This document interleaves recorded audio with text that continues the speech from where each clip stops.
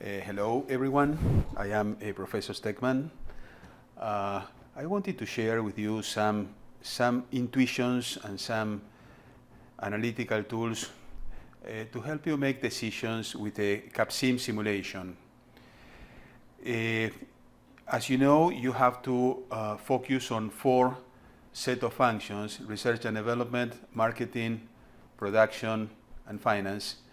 And I would like to provide you some connection between the strategic decisions that you have to make and strategic management.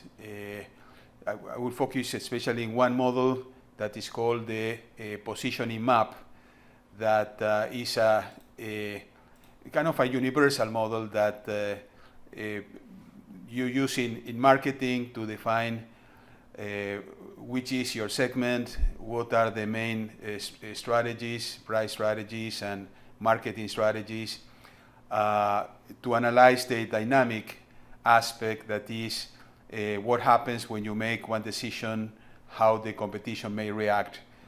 So I will try to connect this view of strategic management with the Capsim. Hope it helps you to make decisions. As you see here, you have two metrics. The vertical dimension is the speed. That is part of the Capsim. You see here, you have to define the speed. The other dimension is the price. The horizontal dimension, if you go to the Capsim, you go to marketing, you have to define the price. And there are other elements in the simulation that I will not introduce, just to simplify, just to help you to think critically, to make your decisions. For example, I put speed. Why not also accuracy or service life or age or whatever? Yeah, we can do it. In fact, I did it at the end, but I'm not going to spend too much time in the service life, because I think speed, that as you see in the Capsim, almost everyone defines the same metrics for the speed than for the accuracy. So when you define 9.5 for speed, you tend to have 9.5 for accuracy. So I think this kind of helps you to simplify this debate. Let me give you some basic background.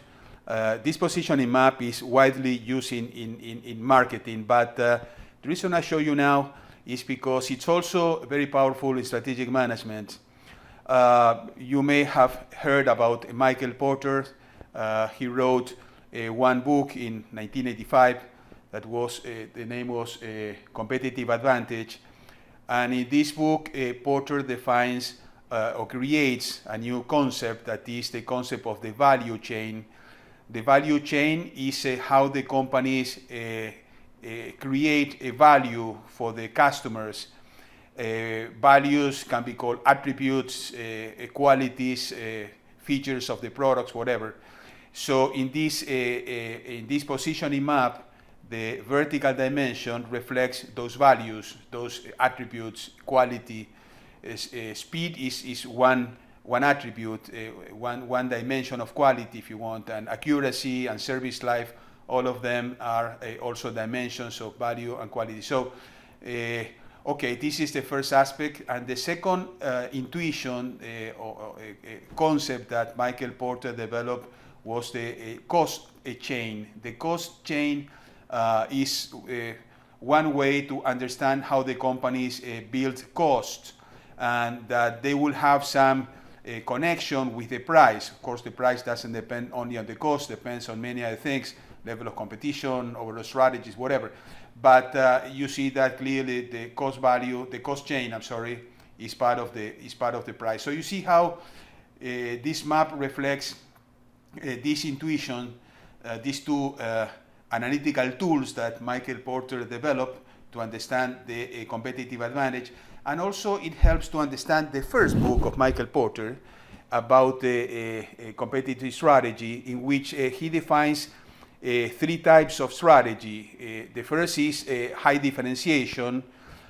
Here in this positioning map, this high differentiation from Michael Porter is reflected in the companies that are here at the top right of the chart.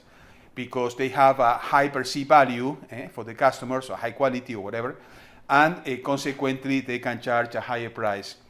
In here you see that there are 3 products. Remember that competition is produced at the level of the segment, and part of the segment is the product. So if you have many products, you may have different segments and different strategies. So here you have 3 products, Apple, Echo, and Beat, and the 3 are competing on high differentiation according to Porter.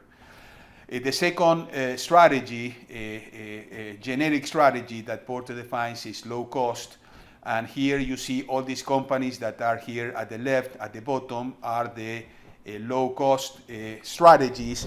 And you have here 4 companies, that is Food, Eat, Cake, and Baker, for products, that they are competing in a low cost strategy. And then you have two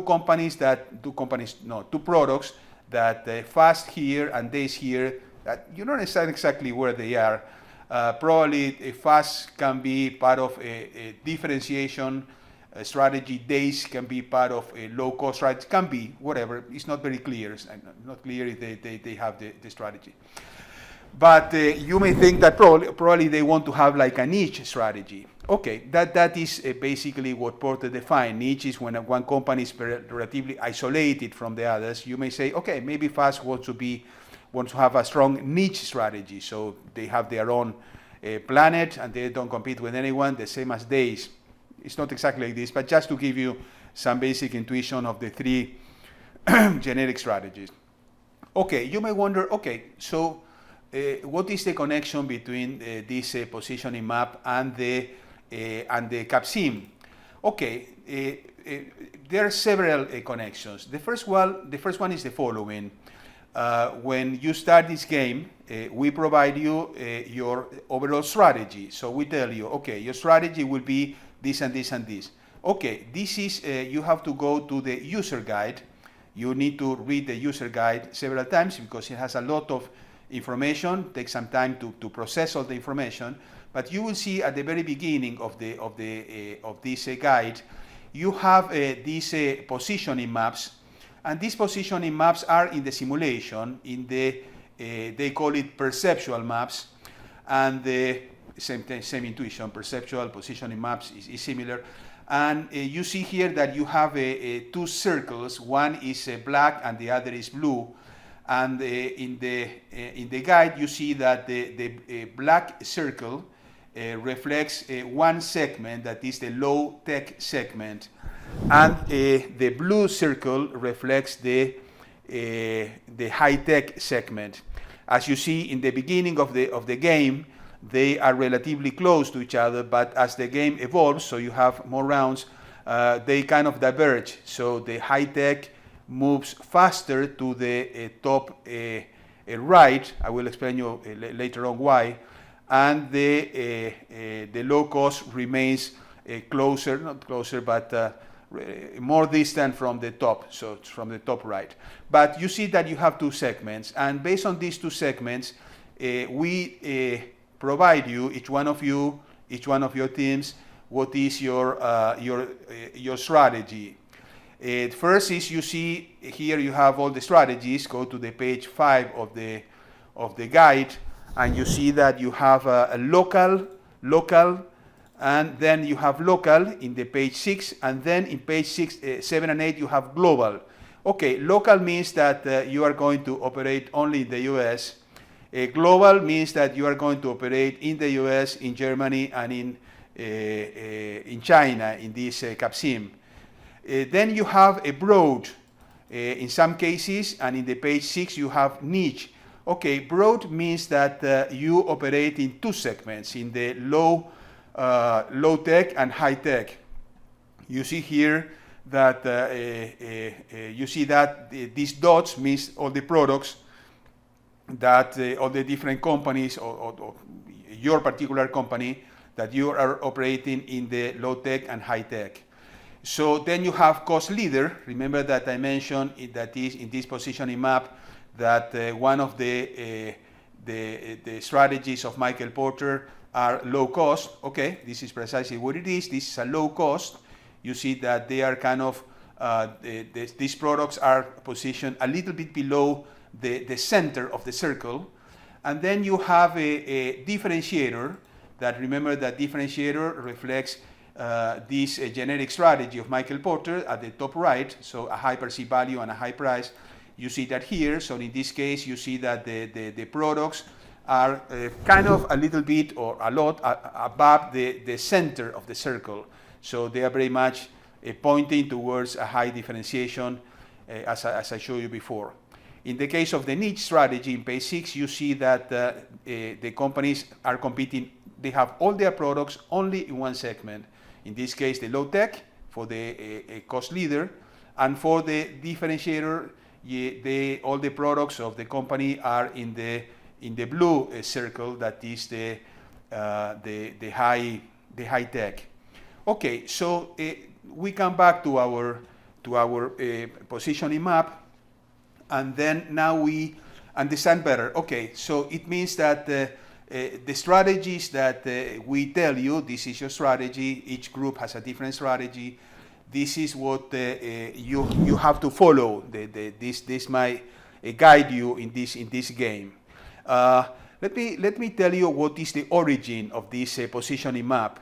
It's this positioning map, and this is very important, so you can create or adapt this map to your own game. Every round you need to change all the numbers, and the numbers come from the simulation. If you go to the simulation, you come here to the reports, you click on reports, and you download the report. Come on, okay. Okay, here it is, the report, and the first section of the report is a high-level overview that is kind of some main numbers that most of them come from the income statement, market cap, etc., financial, whatever. So this is section 1. And all the rest of the sections, section 2, 3, 4, all the others are aligned in the same order as the simulation. So you see research and development, you come to the simulation, and you see that research and development is the first a group of strategies that you have to define. Then you have marketing. Okay, you come to this report, and you go below, and you see you have marketing, and marketing in the low tech, high tech in the United States, low tech and high tech in Germany, low tech and high tech in China, low tech and high tech. Okay.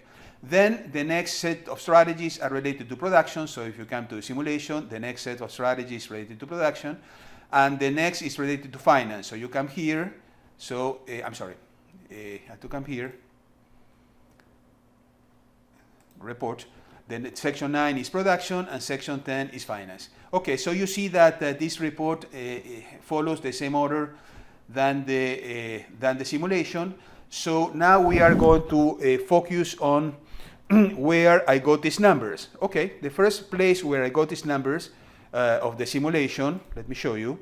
So this is the positioning map, and I have to put together all the numbers that fit the simulation. I will show you later.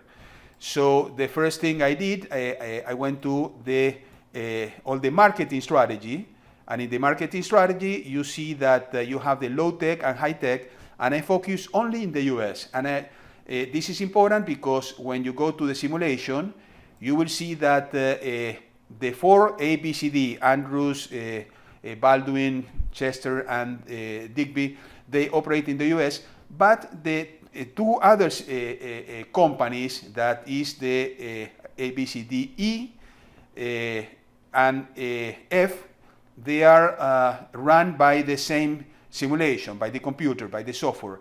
And they operate, they don't know that you have to focus only in the US, and so they operate very heavily in Germany and China. You can see that here. I'm sorry, always mixed.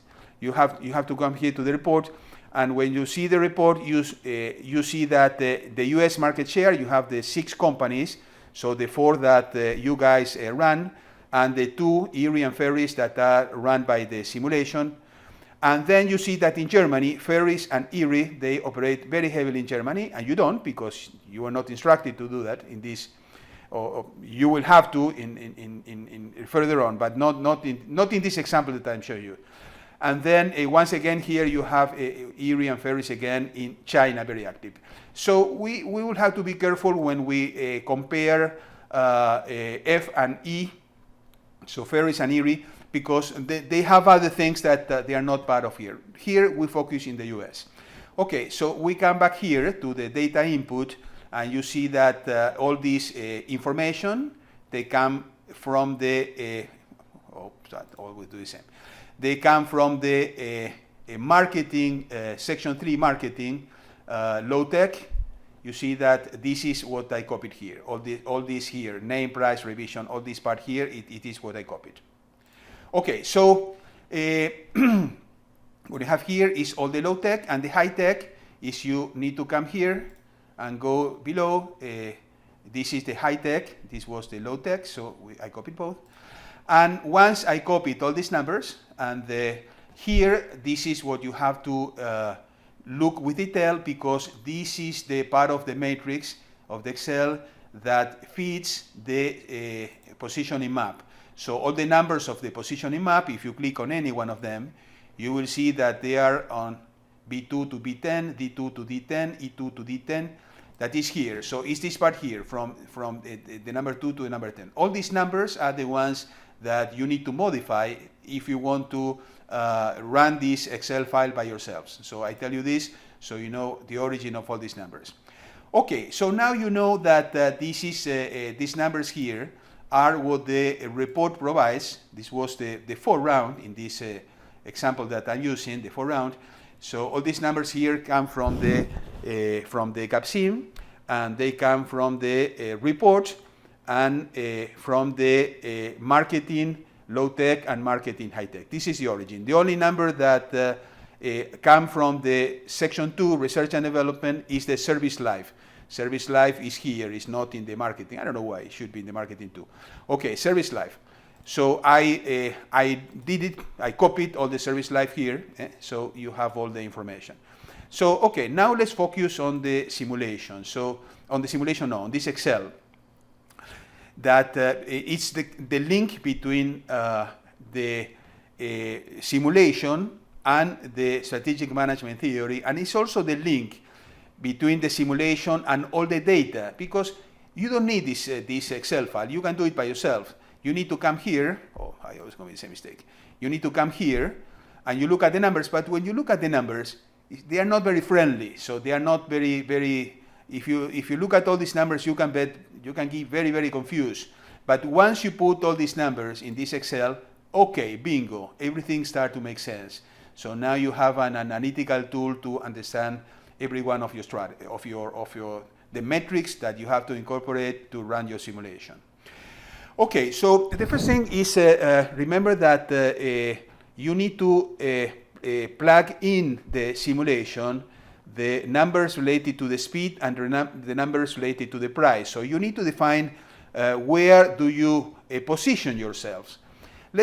I'll try to show you one by one so you can start developing your own critical thinking, connecting this positioning map that is Michael Porter and all the theory behind of the generic strategies and the value chains and cost chains. So all these competitive strategies that you need start to see how they apply to you. Let's look at Able. Able is the blue bubble. By the way, the size of the bubble, you see that Able has a relatively big bubble, so the circle is much bigger than others. The size of the circle comes from the level of sales. So the level of sales are so it seems that Able has a relatively big circle, so the level of sales is bigger than others. Okay, when you look at this map, you wonder why Able is positioned in the way it is. Okay, first, because it's simple, it's clear that Able had a niche differentiation strategy. So Able decided to position relatively high on the level of speed, if you want. But you realize that then why Able has a price of, you can see the price here, the price you can read is 41.5, so 41.5. Why Able has a 41.5 and not 43 or 45 or 46 or whatever? There are many reasons for this. One of the reasons, and probably the most important, is when you come to the simulation and you go to the research and development, you come here to the high tech. Remember that Able is operating in the high tech, and you see that the ideal position is between 10.9 at 10 point of speed and 10.9 of accuracy. When you come here to simulation, you see that, okay, they are a little bit below, but nobody's above that, so there is no reason to go further up. But then when you go to the price, you come back to the simulation, and you go to the marketing function, the marketing strategy, and you see that the price for the buying criteria here, the price should be between 25 and 45.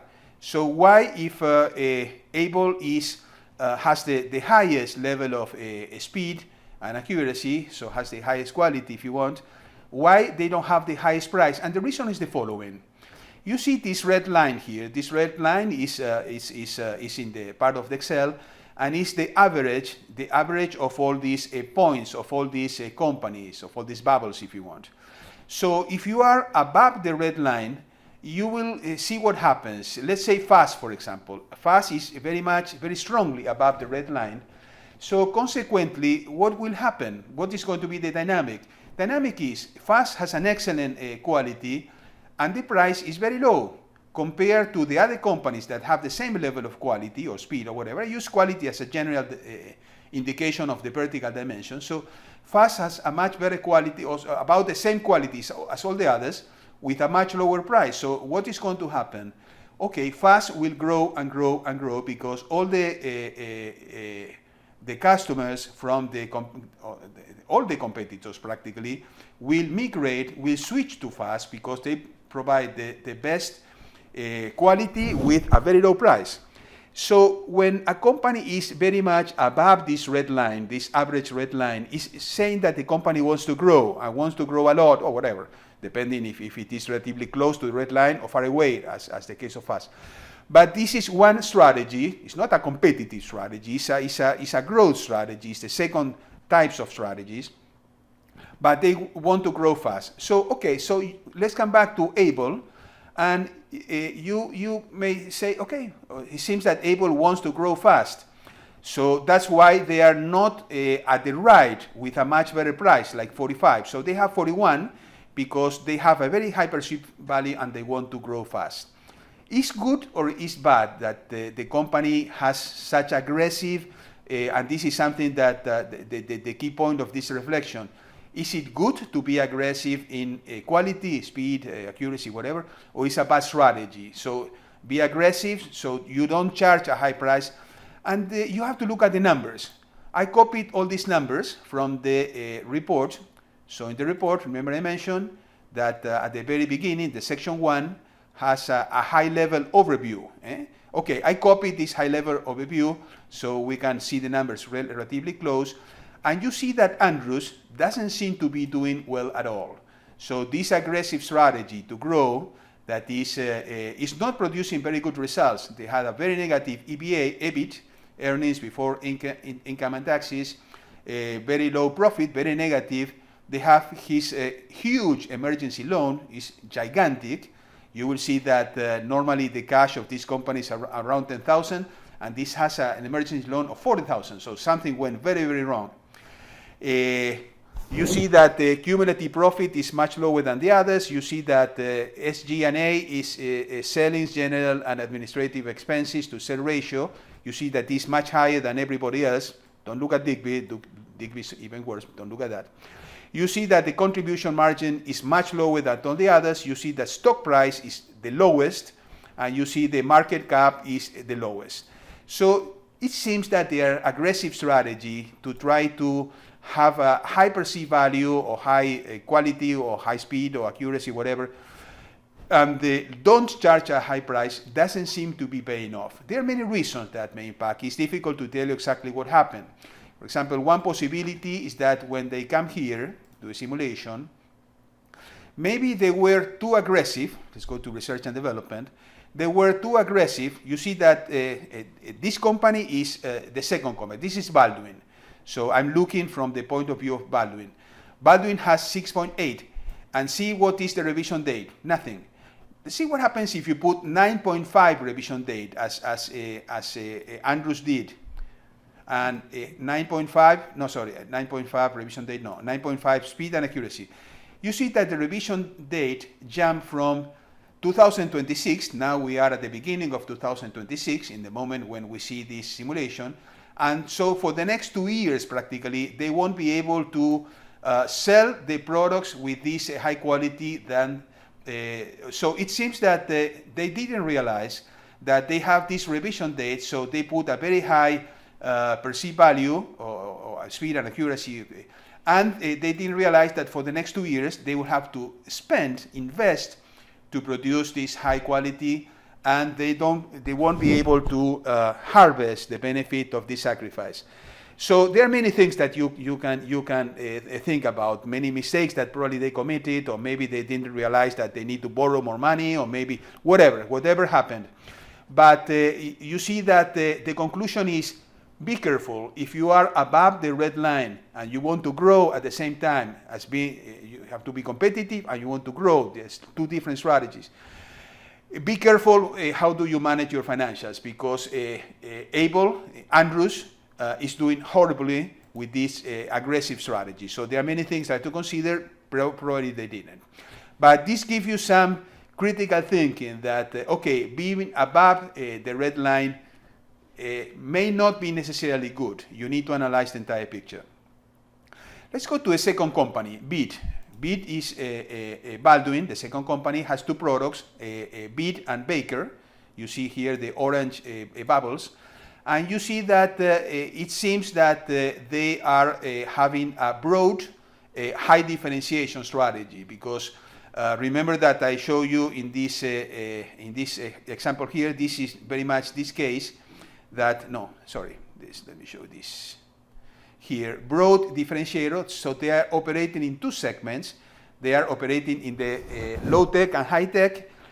Actually, they are operating in the high tech, because both all the products are in the high tech, but they are also in the high tech but overlapping in the low tech. And it seems very much what Baldwin is doing. So they have one product in the low tech segment and one product in the high tech segment, and they are doing very good in both, because if you look at the financials, their financials are really, really very good. All the financials are really very good. Excellent job. Okay, so you can continue with the others. I want to focus only on days. Days is kind of is weird. What is going on? Why days has such a low perceived value, practically the same perceived value as the same speed, the same quality as the low-cost companies, the low-cost products. They have the same. However, they are charging a very high price, which seems a suicide. Nobody wants to buy an expensive product that has a low quality. So definitely, it seems that their strategy is not really, really very good. So, and if you look at the numbers, you go here to days, and you look at the numbers, you see that the numbers are terrible. The level of sales is the lowest. With this horrible level of sales, they have the worst EBIT and profit. Everything is wrong. They have this emergency loan. Practically everything is wrong. So it's, you need to, the only thing that is good is the level of expenses. So it seems that they are doing many things wrong. Okay, there is so let's come back here. Let's come back to our simulation. And you see that this gives you some basic intuitions, some basic methodology to define what is the price that you should set here. You have to look at the customer buying criteria. Absolutely, it's very, very important that you do that. And you look at the ideal position on the price. But this is one dimension. The other dimension is what happens with the competition. And what happens with the competition, you can use this map. And this map, all the information comes from the report. So you are doing everything that you have to do. So you are analyzing everything in detail. And based on this, you define, for the low tech and for the high tech, you define what is the ideal position for the speed and accuracy and service life and everything.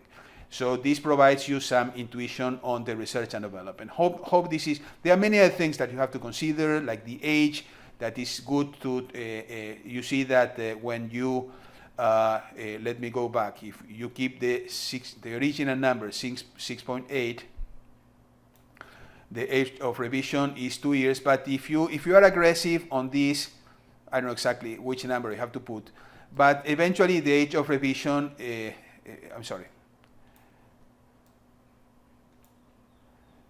Okay, eventually you can produce a modification in the product that is making the product more appealing for the customers, and they are happy with your product. Other things you see here that this is the where you are positioning the company. The yellow point is with the new values, and the black points with the old values of the speed and accuracy, whatever. Okay, so with this, I think you have some basic analytical tools to define the research and development. Let's go to the marketing. As you see, there are many other factors if you want to develop new products, whatever. But okay, I don't want to get into that because otherwise this is going to be too long. Okay, let's go to the marketing. The marketing, the first thing is to define the price. And we already discussed about the price. First, you need to see where you are compared with the others and try to position yourself wherever you want to be. On the red line, above the red line, if you want to grow, or if you want to go to the top right, if you have differentiation, bottom left, if you have a low cost, whatever. Okay, so this is basically to connect this with the price.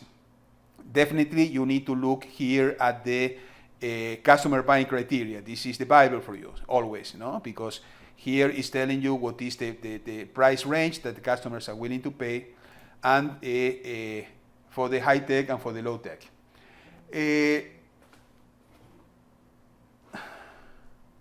I'm sorry. Something that I forgot to mention that is important, come back to here to research and development, I apologize, I forgot to mention you before, is what is called the drift rate. Drift rate means that naturally the customers evolve, and they evolve towards a level of expectations that is growing round after round after round, and is moving to the top right. So, and this, you see that the accuracy and speed in these expectations, they grow by 10% every year. Let me show you, I took a little time to see if it was true, and it is true. You see that here these are screenshots of the report. If you go to the marketing, you see that marketing, United States, low tech, you see here that at the beginning you have the customer buying criteria. It's the same, exactly the same information that you have here, the customer buying criteria. Here in the research and development, marketing, it repeats the customer buying criteria, so it's always the same. And what I did is I did a snapshot of all this first segment, customer buying criteria, for the first year of the simulation, the second year of the simulation, the third year of the simulation, and the fourth. So I look at the 4 reports of the last 4 years, and this is what I have here. So in the first year, you see the ideal position was speed and accuracy 4.8. The second year was 5.3, so it's 10% difference. The next year was year 3, 5.8, once again 5%, 10% difference. And the 4th year is also 10%, is a growth in this drift that is always moving to the top right. So the customers get more sophisticated, they want better products, so each new round they want more. So you have to consider this when you define in the simulation, when you define what is the level of price. So keep in mind that the market in the next year will increase by 10%. So they will expect, I'm sorry, this is here in the research and development, they will expect an increase in 10% in the speed and accuracy. So it's something that you have to consider. In the case of the high tech, the drift rate is the same. It grows by 10% every year, but it starts with a higher number. If you remember, in the low tech, the first positioning, ideal position of speed and accuracy was 4.8, and in the case of the high tech is 7.4. So it's a big difference. So in the second year, this 7.4 goes to 8.1. That is also 10%, but it's 10% of a higher number. Then the next ideal position in the year 3 is 8.8. Once again, 10% drift, and or 10% growth, and the last year, the year 4, is 9.5. Okay, so you see that they grow by 10%, but you have to be aware that in the high tech, this means a larger number because we are starting with a larger number. Okay, so I believe this is all you need for the research and development. Okay, marketing, we talk about the price, and I think that you have to consider here is where do you have to your two promo budget and sales budget. As you know, the promo budget impacts on the awareness, and the sales budget impacts on the accessibility. And you may wonder, what is the ideal number? Okay, this is kind of the result of your overall strategy, because if you come to the simulation, we come here, and you want to have a successful differentiation or low cost, and try to somehow conceptually be in a better position than the competition, you will need to spend some money in promo budget and sales budget to impact the awareness and accessibility. And to do that, you need to come to the report and look at what is the competitors doing. So come here to the report, and you see all the awareness and the sales budget, promo budget, the accessibility, and the customer awareness. I did that here, so I put all these numbers here in the simulation, so you can see all the numbers in the simulation, and I just played with the numbers in the sense that you know that probably you have done it. If you go to it's just to conditional formatting, so you highlight one section, you go to conditional formatting, and you click on the color scales, and you click here, and automatically change the numbers. The lowest numbers go to red, the higher numbers go to green, etc. So this is just it's a visual aid if you want. So if you look at the different companies, you will see where do you want to be. So you need to focus on your segment and see what happens with the others. So why having 100% awareness, if a customer awareness, if everybody else is below? You don't need to go that high. So you can get probably a little bit above the fast. That is, remember that fast and food, I told you that they are operating in China and Germany. So probably that's why this impacts on their strategy. So be careful with fast and eat. But look at the others, the 4 companies that are competing with you, Andrews, Baldwin.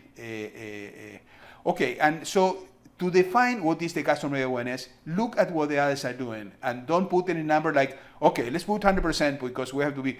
No, it doesn't have to be 100%. It has to be wherever you want to locate yourselves compared to the others.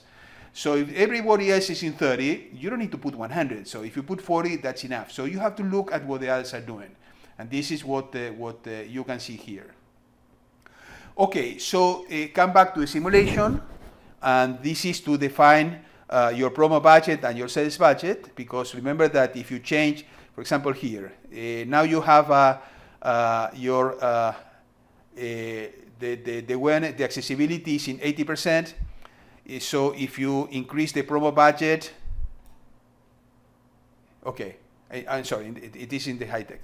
It will impact on this column here. So whatever you do is going to impact on the. I'm sorry, I was looking at the sales budget. The sales budget was already at the top. I was trying to play with the others, with the promo budget. Okay, it doesn't matter. So the promo budget is to play with awareness, and the sales budget is to play with accessibility. So look at those numbers, look at what the competition is doing, and based on this, define what is the ideal number. So we have already done almost everything, so because we have used this matrix, this positioning map. We have used it to define our price, our quality, our promo budget, sales budget. The only thing that is missing is the forecast. Okay, so once again, you need to come back here to our positioning map to define the forecast. So for each segment, in this case, you see that in this high-tech segment, you have practically 3 companies competing. And so based on this, when you define, okay, what is my forecast? Okay, you know you have 3 guys, almost 4, because this company is not in this segment. So 3 guys competing with you.